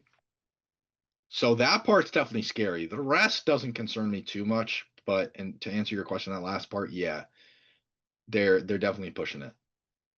Do you have anything else on that one, Brandon? No, not much. Just please don't make SummerSlam and WrestleMania and Backlash cost like $80. Yeah. That would be very unfortunate. Yeah. Following that one from Mike S. in Bellingham, Massachusetts, who would be on your Mount Rushmore of Boston athletes? This is a great question. I think we are um specifically well equipped to answer this one. It is a very hard question to answer, though.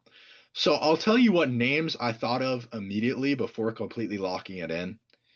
The names that come to mind are Bobby Orr, Bill Russell, Definitely. Larry Bird, Tom Brady, Ted Williams, David Ortiz. I think that's the objectively correct list. The I issue was is you have to cut two of them because Mount Rushmore is four faces. This is tough. I'm gonna go Tom Brady, Larry Bird, Ted Williams, Bobby Orr. Like obviously I feel like Tom Brady is the most undisputable one.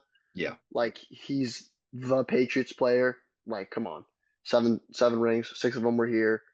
Turn the franchise around. Bobby Orr right behind him. I mean, anyone with even a little bit of Bruins knowledge knows how instrumental he was, not just for the Bruins, but like for evolving the game of hockey. Absolute legend. I think in his 1970 season, he had like a plus minus of like plus 120, which is just Absurd. insane. So, and then Larry Bird and Bill Russell is a really tough one.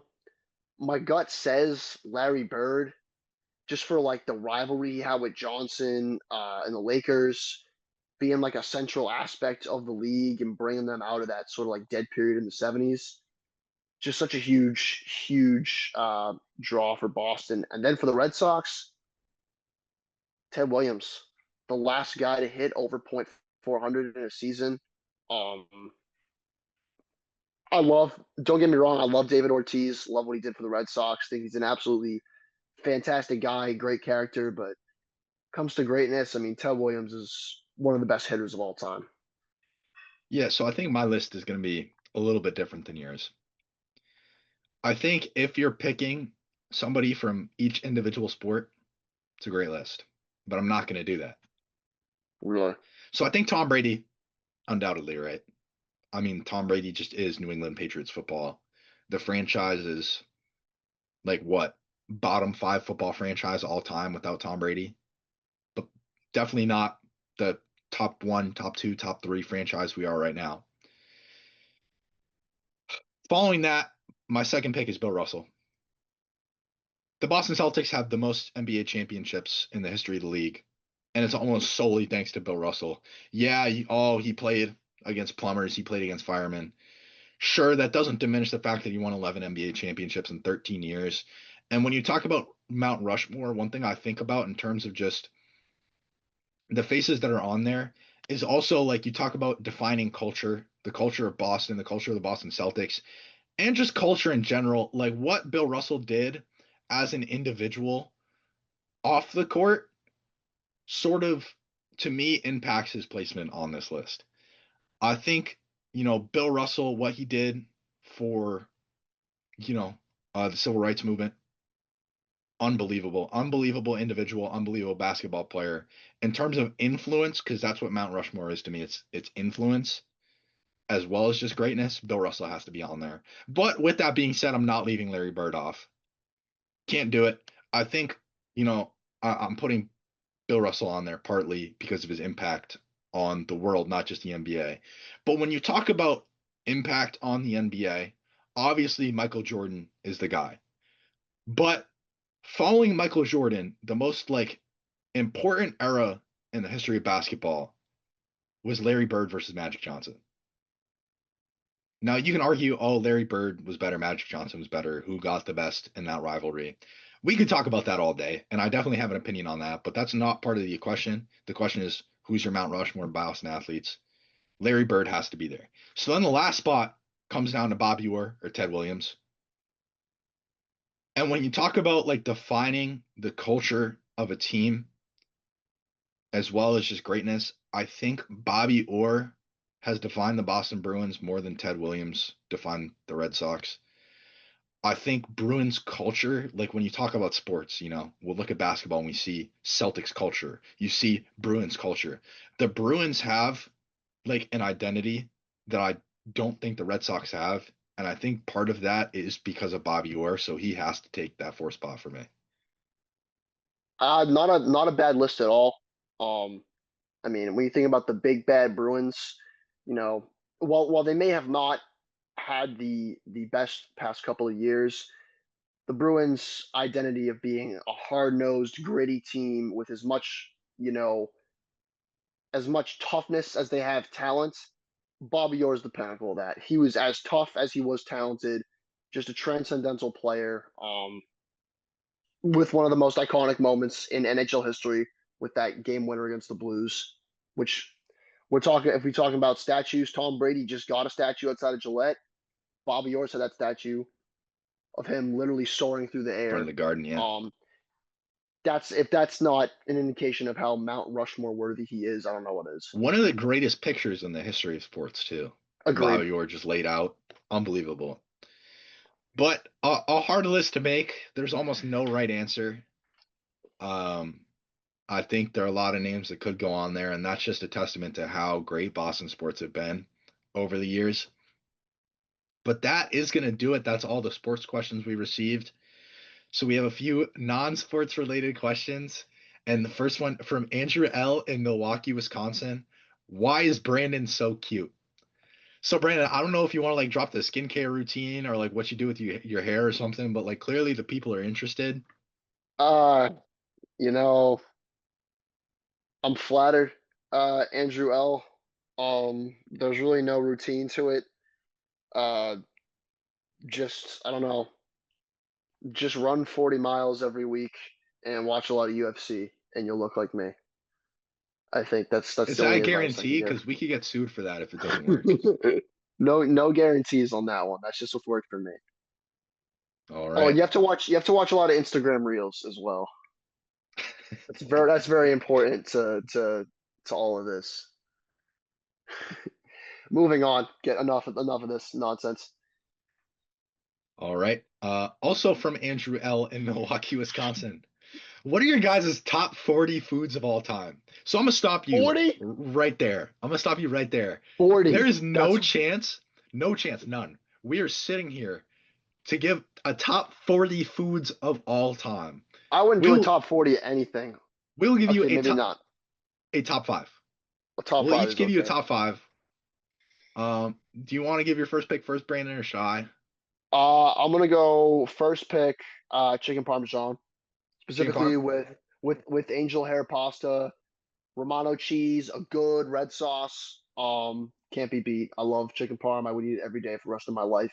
It's like the perfect runner food, and it's just delicious. So chicken parm in the number one spot. So there's a lot of ways I could go for this one. There are a lot of foods that could make this list for me, but I'm going with like a staple, a classic. Never go wrong with it. Probably the American classic. I'm going with the cheeseburger. W. That's a completely valid pick.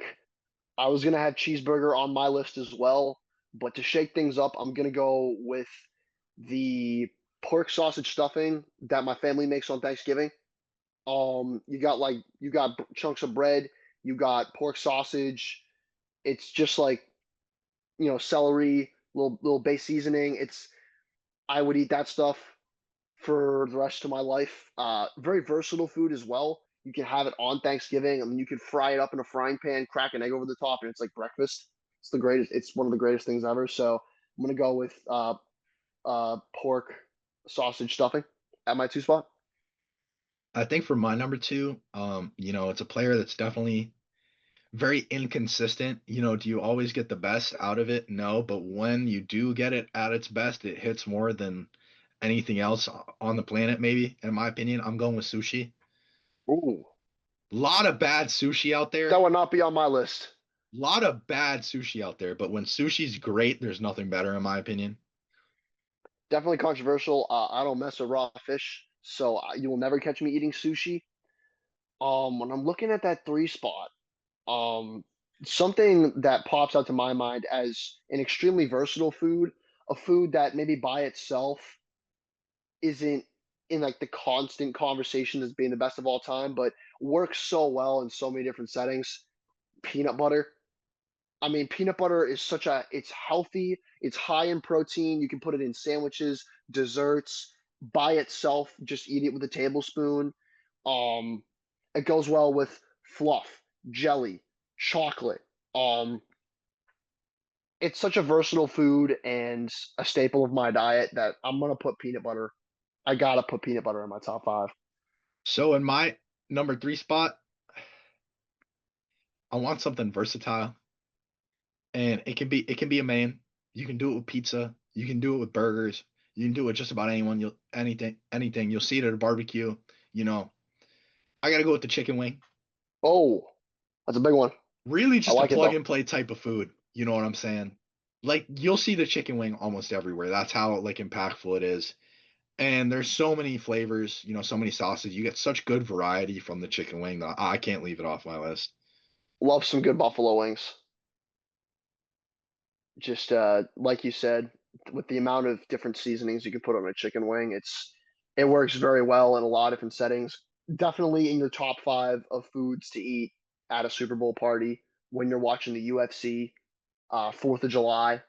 You can see the chicken wings succeed in a lot of different places. So good pick there. For my fourth pick, this is tough. There are a lot of foods that I feel like are like on the cusp of making this list, but for limiting it to five, I gotta be careful. Um, I'm gonna go with steak. I gotta go with a nice, good steak. Yesterday was it yesterday? No, 2 days ago, I had a nice T-bone steak, salad, potatoes. Like it's a very American thing, and come on, a good steak, cook it up right. By itself, you don't even need to like put any sauces on it. It's just so transcendental as a player. You just gotta have steak. I could not imagine a world without it. Great choice. Great choice. Um, for my number four pick, this is where it gets kind of dicey. Like you said, only two picks left. There are a lot of things that could make this list. I'm going with another one where it's another food where, like, yeah, a lot of places don't do it right, but when it's done right, it's one of the greatest things on the planet. I'm going with brisket. Mm. A good barbecue brisket is almost unmatched in my mind. It's another one of those foods where, like, if you really do it well, oh my goodness. But we're swinging the rock back to you. You got one pick left on the board. So Top I'm looking five at this foods. list. I'm looking at this list, and peanut butter is kind of all over the place. But steak, pork, sausage, and chicken parm are definitely more like lunch and dinner options. So if we're going breakfast, I'm gonna say a good pancake, a good chocolate chip pancake. I Chocolate chip pancakes hit every single time. Every single time. It's a classic breakfast food. Again, I feel like I could eat like 40 of them on a good day. Like, how can you not like a chocolate chip pancake? It's just one of those undisputable classics, I feel like. So this is where you can feel free to throw the flag up on this one. Maybe we can put it under review. But breakfast, again, probably my favorite meal of the day. And I didn't pick any breakfast foods. You just picked breakfast. So I'm going with the full English breakfast. Mm, solid. Now, is it technically one food? No. No. But But is chicken it parm isn't either. true? True. So with that being said, you get a little bit of everything on that plate. I mean, We'll let obviously it slide. the most important part is going to be your egg. It's going to be your toast. It's going to be your meat, usually, bacon on there. And then you get a couple other things, you get the tomato on there, really spice it up the acidity. I think it's just like a great complete breakfast where you get a little bit of everything. Yeah. No, I think it warrants a top five spot. So that's going to be the lists. Good question. Good question. We'll post that later just so people can know what type of foods we mess with and potentially critique it. Maybe I might throw something up on the Instagram and we can poll people and ask what their top five foods are just to see if there's any overlap or if we missed something huge. Some crazy show. I know people are going to be mad neither of us took pizza. I can see that one coming from a mile away. It's pizza. I would say pizza at this point is kind of like I'm trying to think of a good comparison. It's kind of like the Vince Carter of foods. Like it's good, don't get me wrong. It's exciting, but there's better out there. You can find something better than a pizza. It's a great Like analogy. It's a great analogy. But so in review, before we move on, Brandon's top five includes chicken parm, pork sausage stuffing, peanut butter, steak, and pancakes.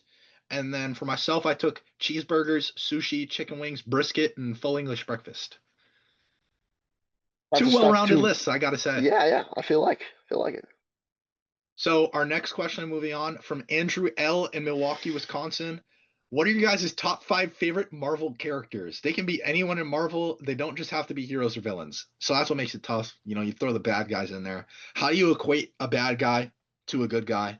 Might just have to be good guys for my list because throwing the bad guys in there makes it a little challenging. But swing it back to you, Brandon. Pick number one. All right, number Who's going on the one. list? Number one. I'm going with the Raging Cajun, Le Double Blanc. Um, my favorite member of the X-Men, we're going with Gambit. If we're talking about cool powers, manipulating kinetic energy's got to be up there. If we're talking about like coolest fits, the long trench coat, the purple, the playing cards, he's got the look, he's got the skills, he's got an accent that makes him basically impossible to understand. Um, I love him. Gambit's got to be my favorite Marvel character. I bought his Fortnite skin like as soon as it came out. Yeah, so Gambit's taking that top spot. So this is where people start to see the X-Men bias here. Because I you had a pick feeling this is Gambit. coming. There's only one way this is going. I'm looking at the greatest leader in the history of comics. You know, greatest leader. Just overall incredible character. Always, sticks to his guns, even when it puts him at odds with his own teammates. Uh, Cyclops. It could not be Cyclops for me when you talk about greatest Understandable. Marvel characters. I mean, this is a, this is a sports podcast, so we won't go too in depth, but we could sit here talking for an hour about this. Um, but I'll just swing the rock back to you. Who's number two? Number two, uh, again, Patrick, not a big fan of the Avengers, but if we're talking about great comic book leaders, someone that just embodies what a hero should be, doing the right thing. I'm putting Captain America on there. I mean, Yeah, it's a great pick. when when Captain America Civil War came out in 2016, I was instantaneously Team Captain America. I held like a blood feud with anyone who said they were Team Iron Man. Which Just let's get one thing straight. Let's get one thing straight. Putting this to rest once and for all. You hear the debate come up every now and then. Team Captain America was the only way to go. agreed. Only way to go. Absolutely. So Captain America, my number two pick. I can do this all day is a great quote. I'll hit my coach with that at some point during the cross country season when we're doing 8 by 1,000 meter reps, and he sees me hunched over, ready to throw up in a garbage can, and says, "How are you feeling?" I'll hit him with, "I can do this all day. I'm with you to the end of the line." Another great quote. He's got it all. Captain He is America. the greatest moment in the history of those movies too. And I'll hear no Mm, argument on this.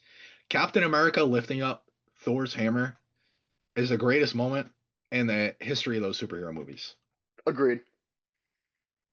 Moving on, early on my list, you're going to see a real lack of versatility, but it's another pick I can't not make. My first pick was the greatest X-Man of all time, the X-Man. My second pick is the most underrated X-Man of all time, and probably one of the most underrated superheroes of all time. When you look at like his story, it's just like the perfect example of like a tragic story in superhero media. I don't think it's like ever been done well in the movies, but like you know, like my like love for superhero came. I think most people's love for superheroes came from like watching cartoons on Saturday morning as a kid, or like my mom would buy me like the DVDs of the cartoons, and it was done so well in a few of those. So I'm going with Archangel. Warren Worthington the Incredible, third. incredible story arc. Could not be Archangel for me, number two. And those two picks were definitive. This is where the list gets tough, so I have a little time to think about it because Brandon's third pick is up first. Who you got? We're talking third picks. This guy definitely not the clear cut hero that a guy like Captain America is, but he's on the right side of things. He goes by a lot of names. Um, Billy Russo's worst nightmare. Frank the Tank. I'm going with Frank Castle, the Punisher. Uh, his relationship with Daredevil is fantastic. His portrayal by John Bernthal in the Netflix series was probably one of my favorite portrayals of a superhero ever. Just a tough, gritty guy who isn't afraid to get his hands dirty to do the right thing. And I mean, he beat Billy Russo so bad that he knocked all of his memories out of him, except for the memory of Frank Castle putting belt to ass. If anyone's if anyone's watched the Punisher series, they know just how tough Frank Castle is. Punisher's easily top five for me. You know, one of the greatest portrayals of all time in superhero media, without a doubt. John Definitely. Bernthal, absolute legend. But there's another character you mentioned right there that also holds one of the greatest portrayals of all time. And this is a great segue because I do think he has to be my third pick. You talk about morality plays in in media, and this character does it better than almost any other. Just like the inner turmoil that goes on is super interesting. But then you also have to talk about this man is just a guy who's about his ones, and I respect the hell out of that. He's got better hands than I'd say maybe any other superhero. I'm talking about Daredevil. You brought him up, and I'm glad that we had that transition. Charlie Cox did an unbelievable job portraying him in the Netflix show, one of my favorite shows of all time. And then just the character as an individual, super interesting. You know, you have this guy who has a disability, he's blind, but he turns it to his advantage. And then you throw like the religion in there that just makes his character super interesting. Yeah, pick number three got to be Daredevil. Two spots left. For my fourth pick, I'm gonna throw in my favorite Marvel villain of all time. I think while he has been portrayed somewhat inconsistently between comics and movies and TV series, he is undoubtedly one of the coolest characters in all of Marvel. Definitely has the coolest looking helmet in Marvel. I'm going with the Master of Magnetism, Magneto. I think if we're talking about like great relationships between characters, his relationship with Professor X, the way that that was modeled after Martin Luther King Jr. and Malcolm X, I think is just a great sort of thing to work into a comic book. And I mean, come on, controlling metal, having that cool Spartan looking helmet. The aura is off the charts with Magneto. I also think that he has a sort of moral gray about him that a lot of other villains don't have. He has a sort of complexity about his character that other characters and villains don't have. So, yeah, Magneto for pick four. It's a great pick. That is a great pick. I'm in a real tough spot here, thinking about what to do. In my eyes, I have the two greatest X-Men of all time, and then Daredevil, who is probably the biggest aura farmer in Marvel. You know, about his hands, runs his ones, one of the greatest characters of all time, one of the greatest TV shows of all time. So I'm sitting here, I'm thinking, what do I want to do with picks four and five? It makes it really challenging. And I find myself gravitating back towards the vast well of X-Men characters. There are a lot of people I could pick here. I'm looking at that X Factor lineup specifically. You know, you see multiple man, like one of the greatest like heart and soul characters in the history of comics. You look at Magneto's daughter, Polaris. You look at Wolfsbane. But to me, I got around this list. I got to round out this list with a number four pick that sort of harkens back to my pick number one. I'm going with Cyclops' brother, the younger brother, always in the shadow, and it really makes for like a great dynamic. Every time they see each other, they beat the brakes off each other. It just makes for great viewing. I'm going with Havoc, another super Good pick. underrated X-Man in my opinion. That's a good pick. I can't hit on it. Clearly the X-Men bias is coming out here, but It runs they're deep. It better. runs deep. We have what, eight picks on the board, and four of them are X-Men. Five of them are X-Men or X-Men This characters. I don't know if we call Magneto an X-Man, but he's an no, X-Men he's character for sure. X-Men adjacent Yep. for You got pick one pick five. left. Pick five, I'm gonna go with the guy whose powers I would want. Um, a guy who will forever live in the shadow of his DC counterpart, but is pretty cool, has been portrayed pretty well in X-Men movies. I I'm know where rocking this with is going. Quicksilver. I'm rocking with Quicksilver. I mean, what runner wouldn't want to have super speed? It's just we got to also give credit to Evan Peters' portrayal in the X-Men movies. Probably one of the highlights of those deeply flawed movies was seeing Quicksilver show up, Horrible slow movies. time It's down. okay. You can say it. Horrible movies. Seeing Quicksilver show up, slow time down, and just aura farm while saving lives was a highlight of those films. And he's cool, man. He runs fast. He has a twin sister. Um, he He has in a some third sister that's cooler than him. in some iterations he has white hair that sticks up the sides. Never quite got that look, but It's a cool look. It's a Quicksilver, cool look. Quicksilver in the top five for me. So there's one character that jumps out to me here, and again, it's an option where I have like so many picks. Everyone I mentioned before, he just picked Quicksilver. I could pick Polaris, the other sibling, the coolest sibling. But there's one other X-Men character that my mind goes to, and the X-Men are really just running the floor here, which I think is kind of funny. But it's a character that represents a lot of things. I think trauma is one of the biggest ones. When you talk about dark stories, this character's origin really sits at the top of that list. But then more recently has also taken on, a little bit more of a comedic role, sort of like embracing that. So it's like a perfect blend of like tragedy, chaos, goofiness, comedy, and just like cool designs. I mean, you look at the character and they have like maybe the biggest sword of all time. I am a sucker for a cool sword. So we're going with Magic, also from the X-Men. Um, Recently has gotten very, very popular, it seems like. Um, had a great movie interpretation and a horrible movie. That New Mutants movie sucked, but Magic was great in it. Great character overall. Another super deeply complex character, and I think that's going to round out my top five. Those are good lists. Good lists. We'll drop those in the Instagram as well. We can ask you guys for your opinions on our lists. Maybe submit your own. Moving into the last question from Ethan S. in Medway, Massachusetts. What would you both say is your favorite movie of all time?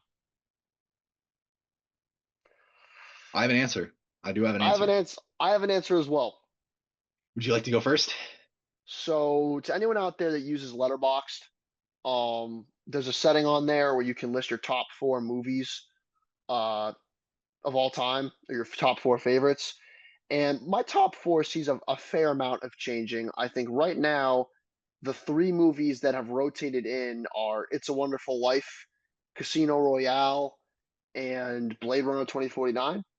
But one movie does not change. It has been there since I first saw it and has never left. That goes to the 1999 science fiction action masterpiece, The Matrix. Completely changed the way action movies were shot. Keanu Reeves excels in the main role as Neo. You've got Trinity kicking butt in that movie. You have probably one of the greatest movie villains of all time with Hugo Weaving's Agent Smith. Um, Honestly, cannot sing the praises of The Matrix enough. It's a life changing movie. It's a movie everyone has to see. Has held up remarkably well despite being 20 years old. It still looks amazing. The special effects have aged very well. Um, yeah, go watch The Matrix if you haven't. Easily It's my a great favorite pick. movie of all time. It's a great pick. Incredible movie. Um, I guess we're getting very, very insightful here on our 10th episode special. Because there are a few things about me that blend into this perfect storm of a movie for me. Obviously, I love sports. I mean, we're on a sports podcast. But looking past that, I love a good war movie. I love Greek mythology, ancient history. I get behind all of it. So my favorite movie of all time is Troy. Excellent pick. Super underrated war movie, in my opinion. Brad Pitt gives maybe his most underwhelming performance of all time in that movie, but it's easily looked past. Eric Bana puts on one of the greatest performances of all time. Orlando Bloom puts on maybe his greatest performance of all time. The cast is stacked. The visuals are great. Um, yeah, I flip flop back and forth between that and Gladiator every now and then. Gladiator is also an incredible movie. Saving Private Ryan, incredible movie. But I gotta go with Troy. That's a great pick. Great way to cap off the viewer question segment. And once again, want to give a thank you to all of our listeners, viewers who submitted questions.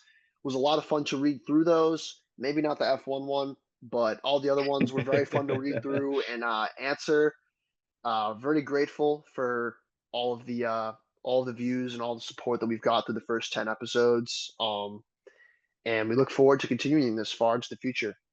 Yeah, absolutely. The special Q&A definitely really fun. I know we put a lot of attention on getting a lot of questions for this episode, sports and non-sports related. If you have any sports questions, do feel free to submit them at any time. I check the forum before every episode, and we always leave a little bit of time to address viewer questions at the end of every episode. But we did obviously make it more of an event, more of a thing for this episode. Maybe, I don't know, episode 25. We'll go back to it and do another big Q&A. We'll see what happens. But this was a lot of fun, and like Brandon said, thank you to everyone for putting up with us for 10 episodes. Hopefully a lot more to come. I'm super excited. Sports are going to be picking up big again real soon. I'm excited about that. Football's right around the corner. We're definitely going to be covering that. Brandon, do you have anything else? No, not much. All good here. All right. Well, from us at the Play by Play, thank you for listening, and thank you for participating in our 10th episode special. Thank you for listening to the Play by Play with Patrick and Brandon. Make sure to check out our Instagram and stay on the lookout for new episodes on YouTube or Spotify.